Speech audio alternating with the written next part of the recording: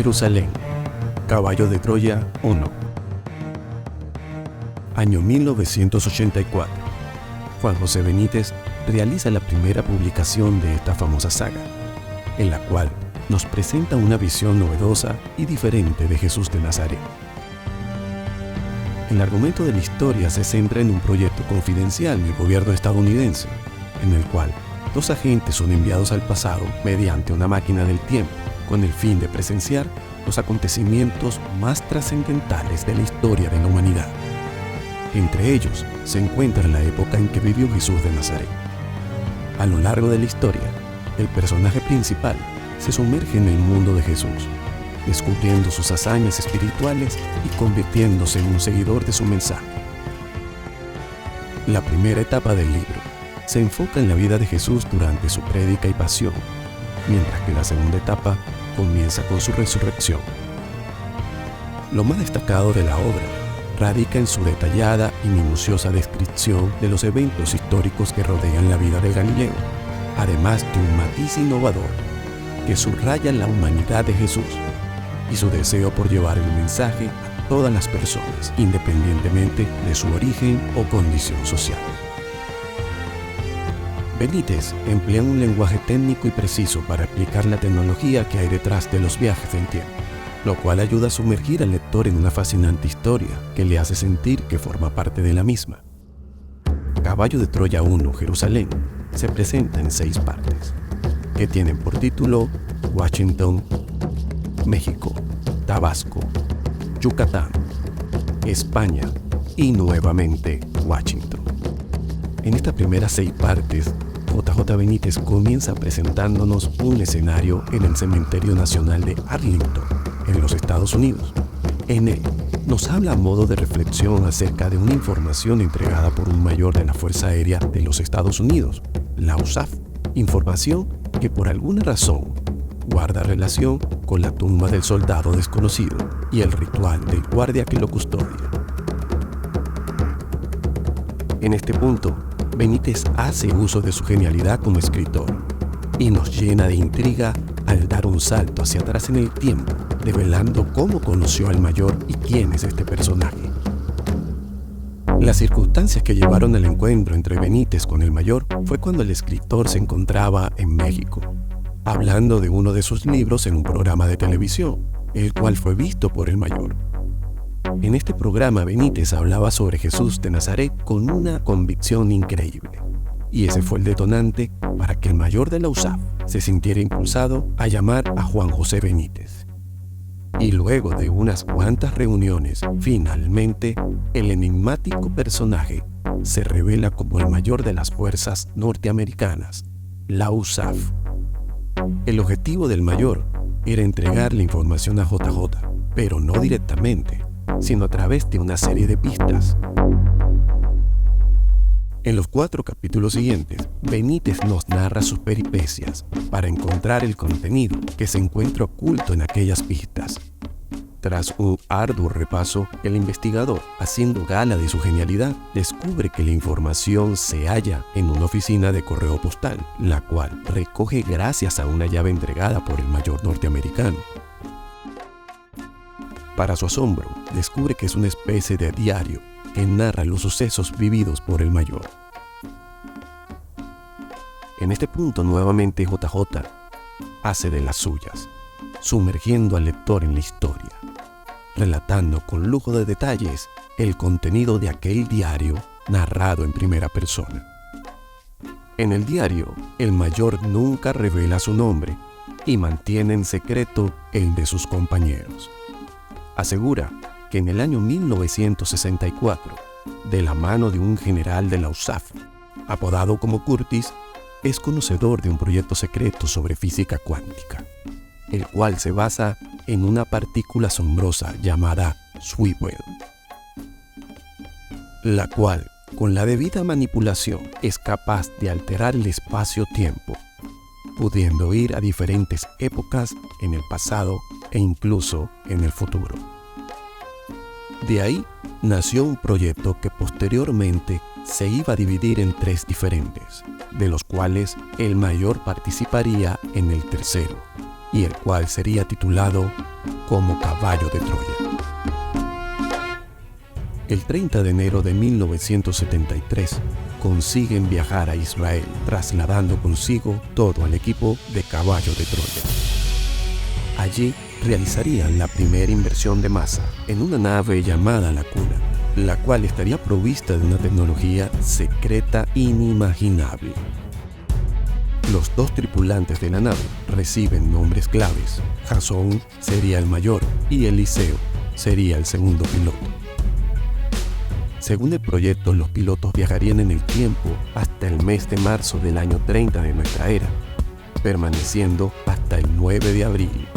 Allí, uno de los pilotos se mezclaría entre la población para conocer al Rabí de Galilea.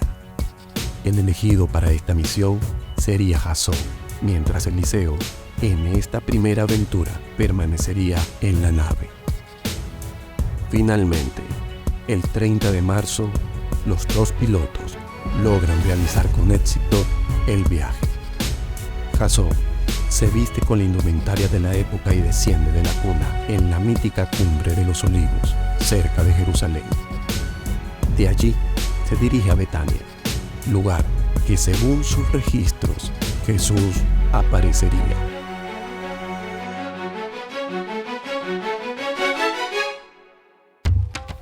...31 de marzo...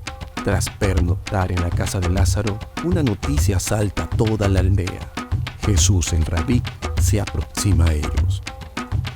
Surge el primer encuentro entre Jasón y Jesús. Jesús se acerca a Jasón, poniendo su mano en su hombro y guiñándole un ojo, mientras le dice en griego: «Bienvenido, Jasón». Jasón, aturdido, se da cuenta de que Jesús sabe de dónde viene. 1 de abril. Jasón se dedica a ayudar en la casa de Lázaro, muestra de agradecimiento por su hospitalidad.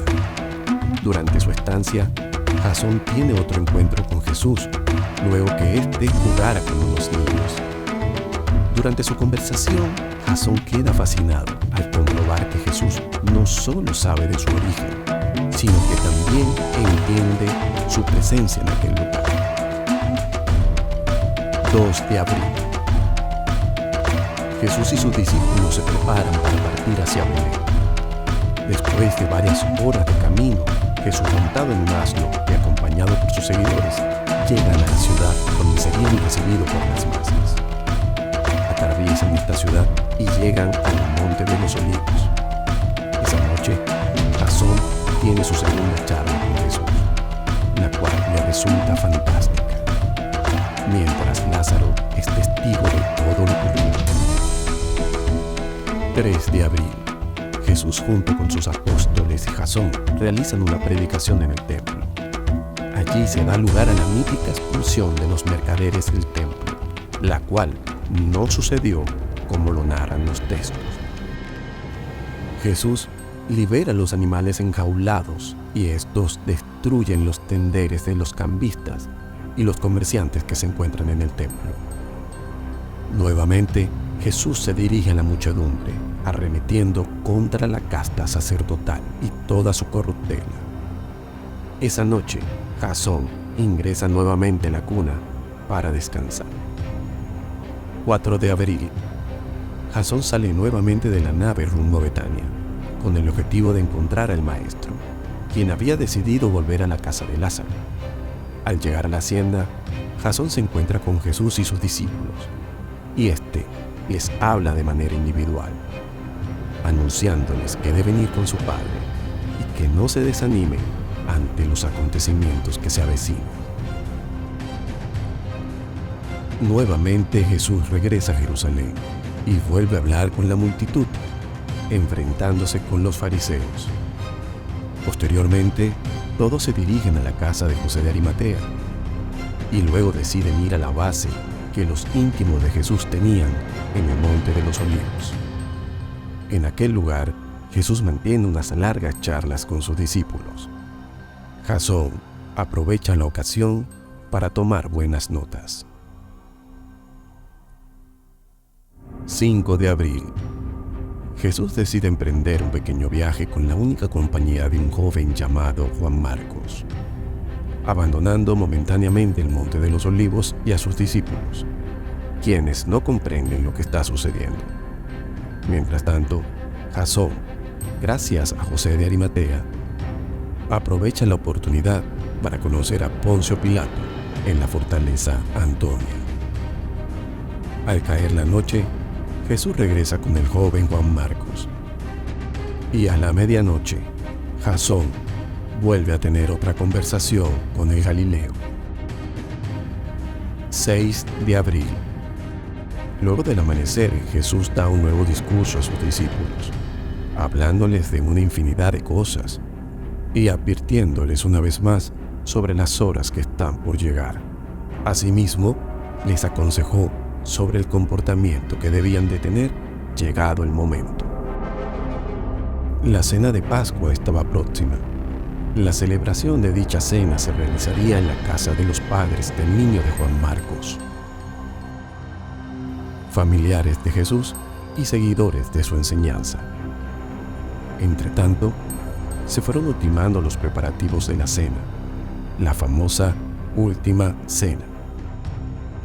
En aquella mítica reunión, Jesús habla con sus discípulos por última vez. Después de la cena, parten al campamento de los Olivos. Allí, Jesús se retira con un grupo de allegados a orar. La famosa oración del Huerto de los Olivos. Durante este acontecimiento suceden cosas sorprendentes que nada tienen que ver con lo narrado en los libros. Este evento muestra claramente el poder de aquel hombre y a la vez su angustia por lo que sabía que se le venía encima. 7 de abril. Jesús sale en busca de sus captores y es apresado por una guarnición romana. Jesús es llevado a la presencia de Caifás. Este le somete un duro interrogatorio. Jasón queda fuera y es testigo de las negaciones de Pedro. Más tarde lo llevan a ver a Anás y allí vuelve a ser interrogado y torturado. Jesús es sometido a un juicio por los sacerdotes y es llevado ante Poncio Pilatos para ser juzgado civilmente, ya que este era el procurador que debía ser quien lo condenara a muerte. Pero Poncio Pilatos decide enviárselo a Herodes para que éste lo juzgue. Pero Herodes lo envía de nuevo a Poncio, despreciando a Jesús. En ese momento Poncio Pilatos ordena que azoten al Galileo como castigo. Y Jesús es brutalmente torturado y castigado.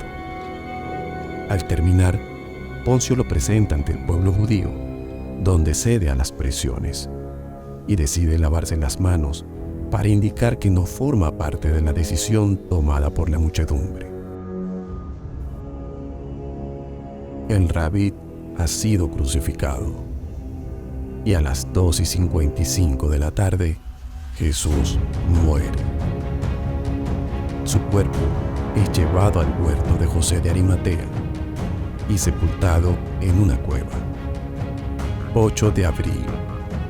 Jasón se entera gracias al joven Juan Marcos que Judas se había suicidado y decide investigar la muerte del discípulo.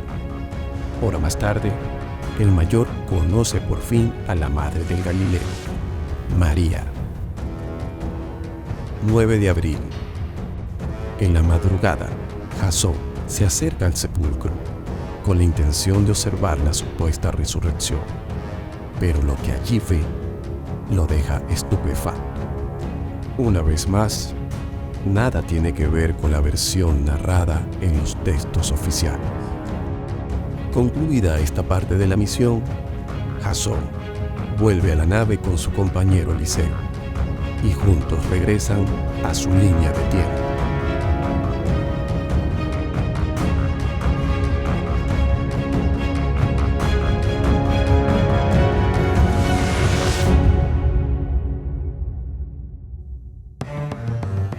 Queridos amigos, esto ha sido un resumen drástico de este maravilloso libro.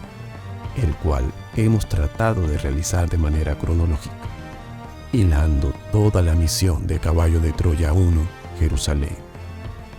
Este es un libro difícil de resumir.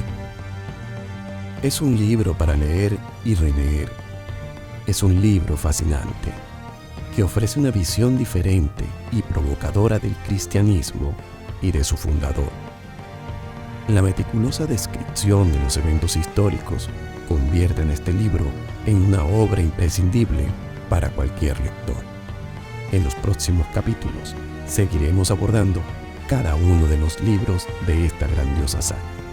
Suscríbete a nuestro canal y apóyanos compartiendo nuestros contenidos. Hasta la próxima.